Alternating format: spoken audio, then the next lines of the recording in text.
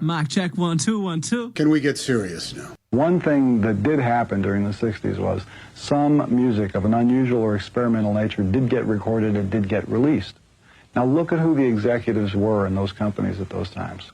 Not hip young guys. These were cigar-chomping old guys who looked at the product that came and said, I don't know. Who knows what it is? Record it, stick it out. If it sells, all right. We were better off with those guys than we are now with the supposedly hip young executives who are making the decisions of what people should see and hear in the marketplace. Success in the music business begins with a dream, a vision. This podcast will give you, the listener, the insight and tools to turn that vision into a reality. Meet the industry professionals who work day by day behind the scenes, helping to make those dreams come true. Welcome to the business side of music. Hey, we're in the studio today here in Nashville, Tennessee, with a gentleman I met. I was thinking about it on the way over here. It was probably 10 or 11 years ago, believe it or not. It was a long time ago. Neither one of us had gray hair back then, if I remember correctly. We met on the CMT Jason Aldean, Lady Antebellum, Eric Durant's tour. And I want to say that you were probably one of the most gracious people on that tour. Oh, thank you. How you treated all of us. We truly appreciate it. Rich Redmond's in the studio. I could go down your credits, and that could be the entire show right there. But let's list just a few of the people that you've worked with. Of course, Jason Aldean, as we mentioned, Garth Brooks, Ludacris, Kelly Clarkson, Bryan Adams, Bob Seger, Chris Cornell, Joe Perry, Jewel, Miranda Lambert, Kenny Rogers, Rascal Flatts, and literally I'm just jumping down this list. This thing goes on for days. Earl Thomas Conley, Anita Cochran, Jim Brickman, Michael Peterson, the Stellas, Chuck Wicks, Steve Allen, Phyllis Diller. Yeah. We're going to have to talk about that one. Kid Rock, Brad Gillis, Charles Kelly, and many, many more. Has recorded drums on 25, count them, 25 number one hits. That's a record, I think. Crazy. You know who I thought I was cool, but Lonnie Wilson, the recording drummer that's been at it for the 20, 30 years. Yeah. 115 number one songs. Wow. Yeah. Well, you got time. I got my work cut out. Yeah. For me. Yeah. You got time. In addition to that, you've written 3 number one hits. You're also, and this is something I always see on Facebook and I truly love, you got your Crash Course for Success, which is you're a motivational speaker and you go around. You go to schools pretty much everywhere. Sure. And to discuss about that. Then you have a motivational drumming event, drum shops, music stores, and of course at high schools, colleges, corporate events. You began playing drums at a very young age of 8 years old. Was that your first instrument? Yeah, and I just kind of stuck with it because people were like, "Hey, man, do you sing? Do you play any really good guitar or anything?" Can you? Like, man, I could do all those things poorly. I just know that was my calling, was to play drums. Yeah. I mean, I was lucky enough to identify that and to recognize that, and that's very fortunate because some people go through their entire lives and At 8 years old. They don't figure out a calling. Yeah. Well, yeah, I fell in love with it at 8 years old, and I also fell in love with things like speed skating and Dungeons and Dragons and all that kind of stuff. And then when in the 5th grade, I got back into it. The Police came out with a record called Synchronicity. Oh, yeah. And then Van Halen came out with a record called 1984. And I was like, this is what I'm going to do, It started from there. That was it. You've been named Country Drummer of the Year in Modern Drummer magazine in not just one time, but 4 times. Voted Best Country Drummer and Clinician by both Modern Drummer and Drum Magazine for several years. You've written a book, Fundamentals of Drumming for Kids ages 5 through 8. Fundamentals. It's an Amazon bestseller. You're also a columnist for Modern Drummer, Drums, Rhythm and Tune, and Canadian Music Magazine. And something else that not a lot of people don't know about you, and I discovered, I think, last year, you're an actor. Yeah, it's kind of like a midlife passion for myself. It's a fun, creative pursuit. Was it something that you sought out, or did it seek you out, or a little both? Everything I've ever done in my life has been completely from the sweat of my brow, you know. And I all the way back to like watching every episode of Three's Company and studying Jack Tripper, and going like, wow, I wonder if I could be the fun neighbor or be on a sitcom. That's like my career fantasy, is to be like one of the guys on a sitcom. sitcom. Right. And you never know. Who maybe 10 years from now, I could be driving to Burbank every day, and I could be the old cool dad on a sitcom. But no, if you're on Netflix, you can type in under the horror category. There's a movie called All Light Will End, and I've made it, man. I'm on Netflix. I played the over-caffeinated radio DJ in this horror film, and then I just got done playing a cop in a show called Happy. That's a hit show on the Sci-Fi Channel. Right. So I play a lot of cops and a lot of detectives. It's weird. You got the look. I don't know, man. Let's back up a little bit, though. I want to talk about, as a drummer, and especially when we talk about, let's talk about Jason Aldean to start with, because that's how you and I met. Yeah. That wasn't an overnight success. You guys were toiling for a long time to get where you were at. You were traveling in vans and sleeping on equipment. And we did. Yeah. A lot of airport floors. Yeah. How long before you saw the first big break? Because when we joined up with you on that tour, we were still playing theaters for the most part. Right. It hadn't transposed into arenas yet. Right. Let's see. I met a young Jason Aldean in 1999. Okay. And I had been in Nashville 2 years, and we started, me, Kurt, and Tully, his same rhythm section that he has to this day. We finished each other's sentences. We just started doing, rehearsals, paid rehearsals with Jason from our friend Michael Knox. He'd feed us a hot meal, and we would lock up ourselves in SIR studios all day and practice 8 hours a day. And then we did about 40 showcases for Aldean, like with a hat, without a hat, a flannel shirt, pearl snaps, with a fiddle player, with a steel player, without any of that, acoustic. Like we did every version of that. And finally, Benny Brown bit, and we recorded that Hicktown song in 2004.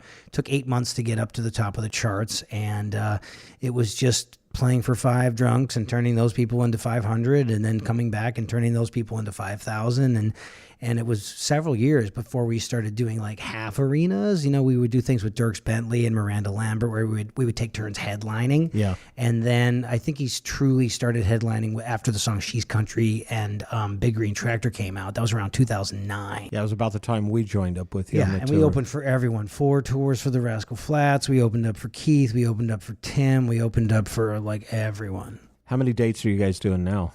We used to do 200 shows a year, and now we just do like 60 or under. So it's piece cake. Yeah. Yeah. And as we talked before we started the show, touring mostly the United States, as you said, kind of over and over again, which is good because the fan base, that just proves that they love you guys. Yeah, I mean, there's things happening, I think, more and more now in England, Scotland, Germany, and Australia. And we've been to Australia. We did 4 shows in Australia. We did the O3 in London. We did, or was it the O2 in London, the O3 in Dublin, and then we flirted with some shows in like Oslo and Stockholm, and I think he's just like very happy to stay in the States. I mean, if it ain't broke, I don't blame you. And the thing that I like what you said is it's still the same core unit. I mean, that just doesn't happen that much. I mean, Garth Brooks is famous for that. I think his newest member's 15, 20 years with him now. Yeah, it's really become kind of, there's no loyalty in the music business. And, anybody listening to this will probably figure that out after a couple episodes and hearing all these stories. But yeah, I mean, nearly 20 years, the same guys, you know?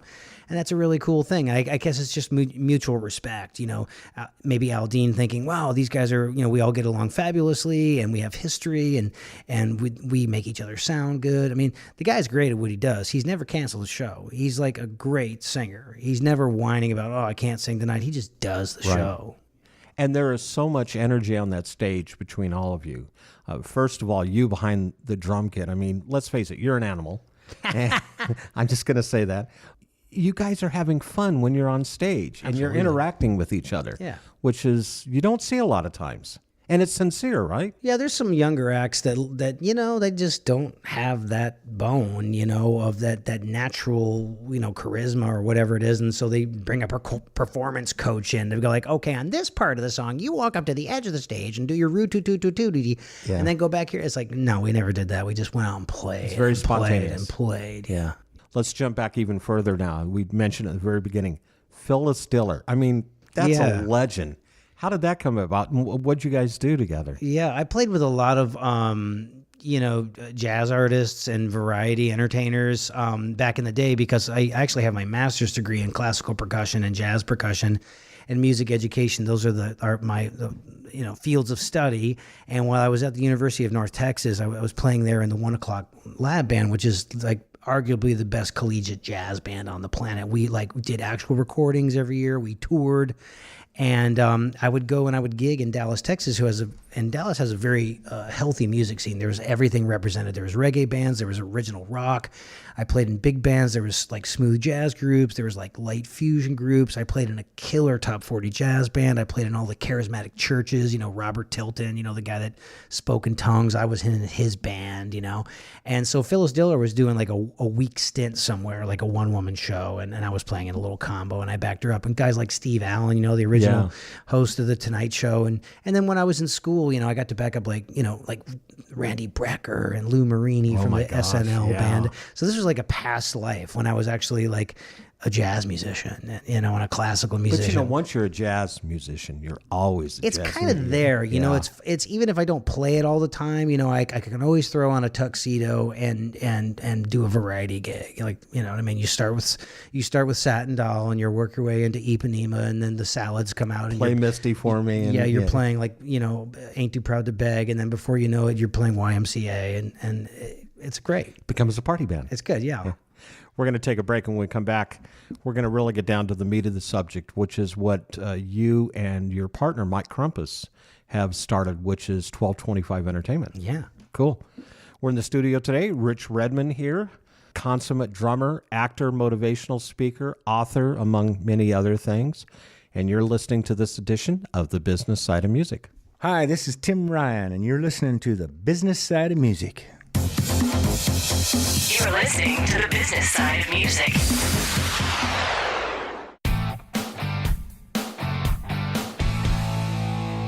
Hi, this is Vinny Rebus, the founder of Indie Connect. Our goal is to ensure that you have the knowledge, the tools, skills, resources, and connections that you need to develop a profitable and long-lasting career in music. One way we do this is through these Business Side of Music podcasts. I'd also like to invite you to check out Indie Connect magazine, our free multimedia online publication packed with practical interviews and advice from music industry experts. Go to www.indieconnectmag. That's www.indieconnectmag.com. Let us walk with you and guide you every step of your musical journey.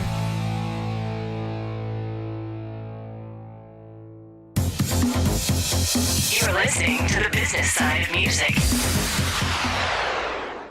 Hey, you're listening to this edition of The Business Side of Music. We're back in the studio. Rich Redmond is here with us today, a drummer that has played for many, as you've heard. We talked a little bit about Phyllis Diller, Kid Rock, Ludacris, Kelly Clarkson, Garth Brooks, and of course, as I met him, Jason Aldean. You and Mike Krompass, first of all, how'd you two connect? Yeah, I think it's one of those things, the Nashville, the 6 degrees of Kevin Bacon thing. I think nowadays with social media, it's like you're like 2 degrees of Kevin Bacon. I agree, absolutely. It's like you can really get to anyone, and it's so much faster. We're all so connected.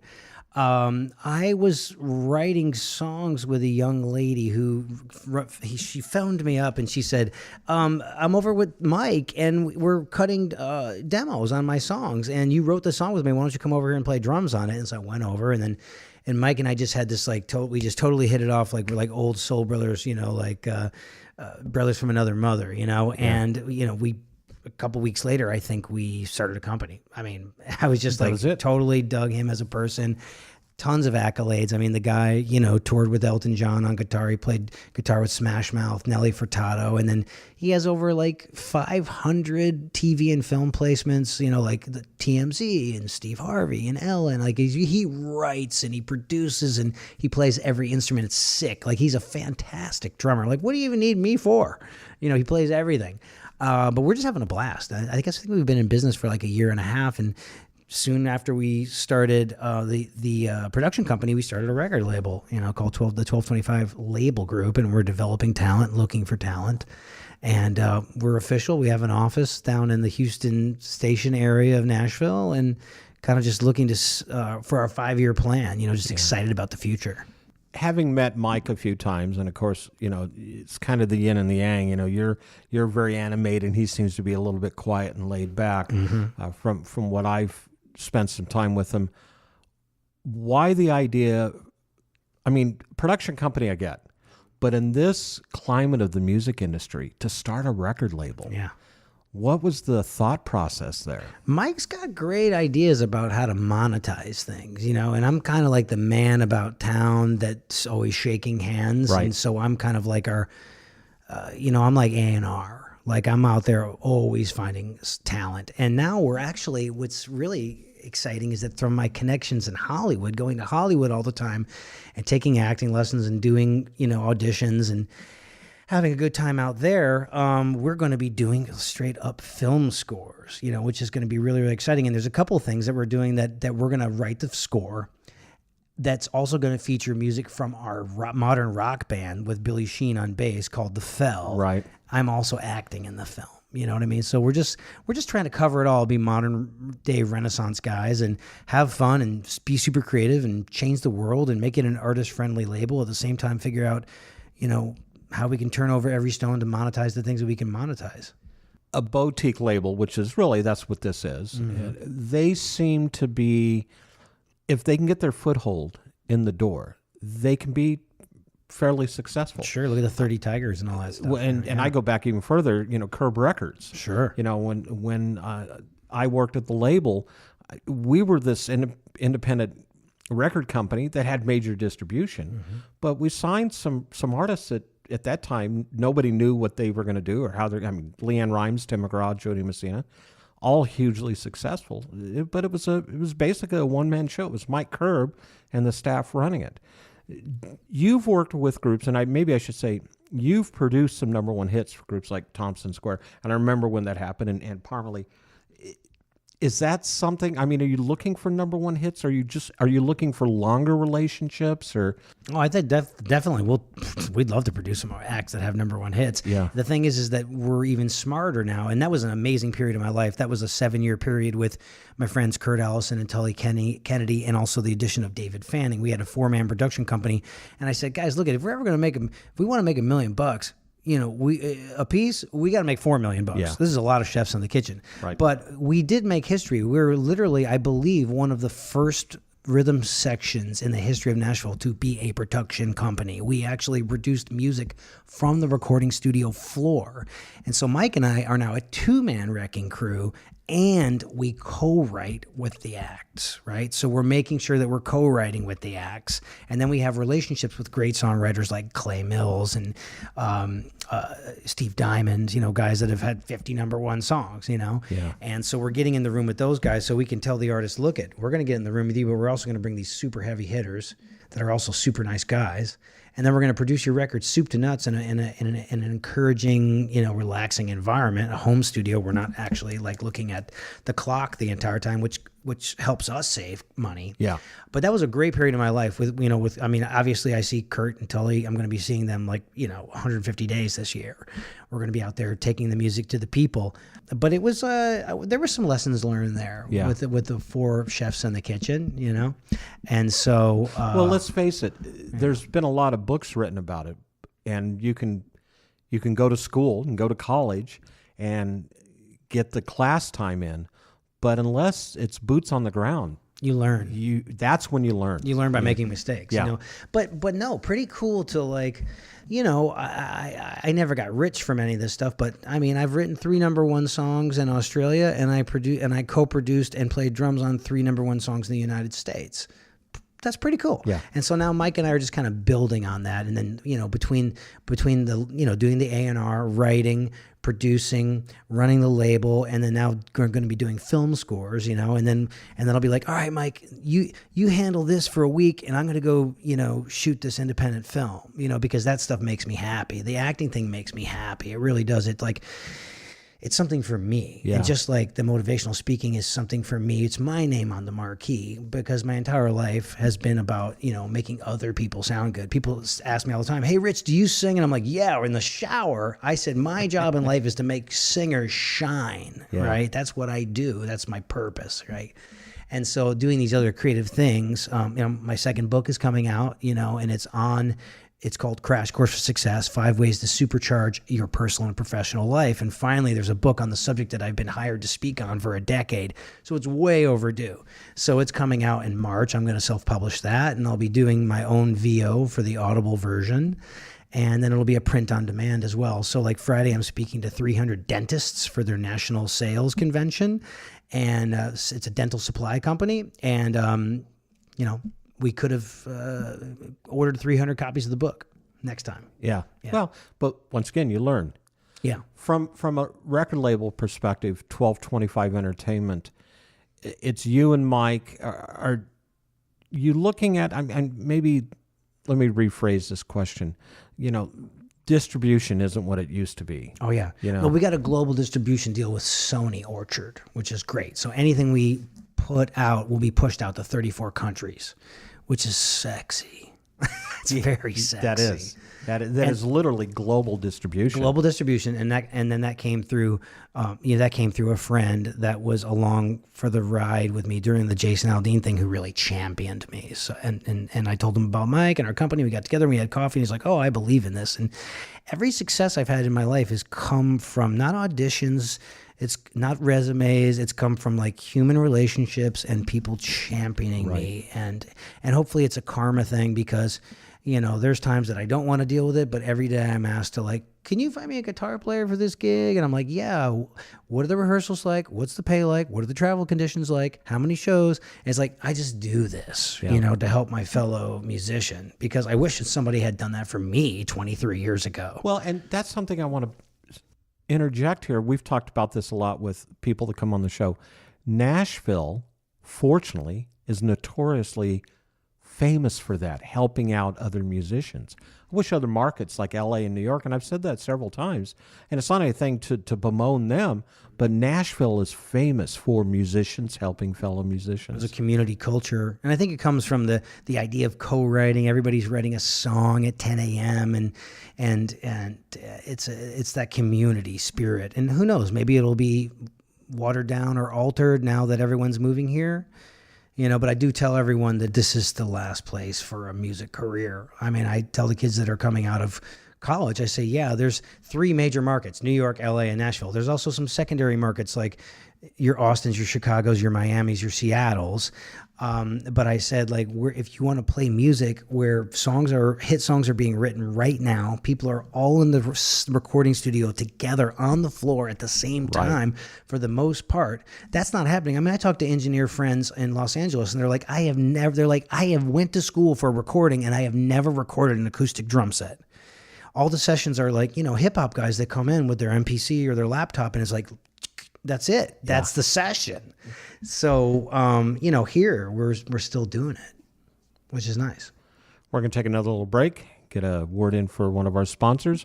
Come back. We're going to continue to talk with Rich Redmond regarding his company, 1225 Entertainment, and where he sees them in a year or 2 or 5. Hey, everybody. This is John Schneider, and you are listening to my good buddy Bob Bender right here on the business side of music. Why wouldn't you be? You're smart. You're listening to the business side of music. Wow, I just joined the Music Starts Here community. This is a truly hidden gem for anyone in the music business. Whether you live in Nashville or anywhere else in the world, Music Starts Here is like a GPS for your music career. This is the place to be if you want to get advice and direction from some seriously talented musical people who have been where you want to go. Music news, events, and a great big community with resources for artists, songwriters, musicians, studio and tech, along with music business advice from pros in the industry, all on one site. Make sure you get your free profile now. Go to www.musicstartshere.org. That's musicstartshere.org. You're listening to the business side of music. Back in the studio with author, actor, motivational speaker, producer, sings in the shower, but more importantly, has written #1 hits and has performed with a plethora, and that's probably an understatement when I say that. We talk about some of the other artists that you work with, like Flacco, with him, Hank 3, Andy Griggs, Mindy McCready. I saw Marty Stewart, in your list, Chris Stapleton, Montgomery Gentry, Alabama, John Anderson, Trace Adkins, Jennifer Nettles. Is there anybody you haven't worked with yet? Jesus, crazy. There's a bunch of new, acts that are all coming up. And I was wondering this the other day. I'm not overly bothered by it, but I love and appreciate the fact that I have been on every project that Michael Knox has. Talk about loyalty. And I'm doing his podcast on Wednesday. He's got Knox Country, this new show, which I'm super excited about being on. But there's never been a project that he has done where he has not hired me to play drums and or percussion. And even if for some reason I'm not available and he calls another drummer, I always come in to play shaker, tambourine, maracas, congas, finger snaps. He'll hire me to do that thing. Just such a loyal guy, that whole team. But it never essentially translated into me being the guy in town where I was like, you have to call Rich to play on a country record. But in all fairness, there's, you got Eddie, you got Lonnie, you got Paul, you got Greg, you got Shannon, you got Near Z. There's all these new kids that are in the mix. And it's like, I'm in the mix too. But I never became that like guy that was like on everything. And I don't know if that exists anymore. I don't know. But I think, 30 years ago, 40 years ago, you had guys like Ray Edenton who'd play rhythm guitar on, I think it was 15,000 projects. Crazy. Everybody from Patsy Cline to the Beach Boys.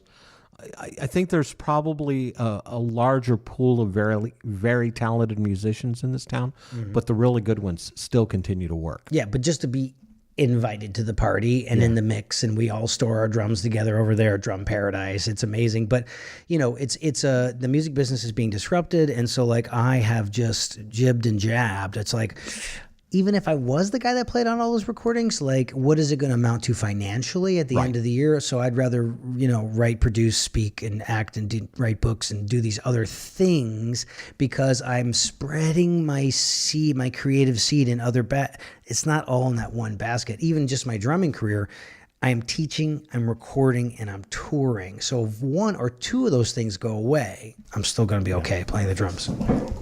Oh yeah. Just need to see Alice. Can I say that? Or it's not a comedy podcast. Could be. It is now. You obviously haven't listened to a few of mine. Let's get back to 1225 Entertainment. Yeah. We briefly touched on this. Where do you see 1225 a year from now, 2 years from now, 5 years from now? What are those goals? Have you got those set in place yet? I think the goals are to be, continually, developing amazing talent in all genres. Right. And, obviously everyone's looking for their next, Taylor Swift or the next Jason Aldean. And they're out there. They're out there. They really are. You just got to shake those trees and turn those stones over. And we have a lot of relationships with all the right people in town, whether it be, publishers and songwriters and song pluggers. I mean, I've been here 23 years, and Mike is coming to Nashville with 17 years of relationships in Los Angeles. It's not a big deal for Mike to do a writing session with Desmond Child, or Robbie Neville, who wrote the theme song to TMZ.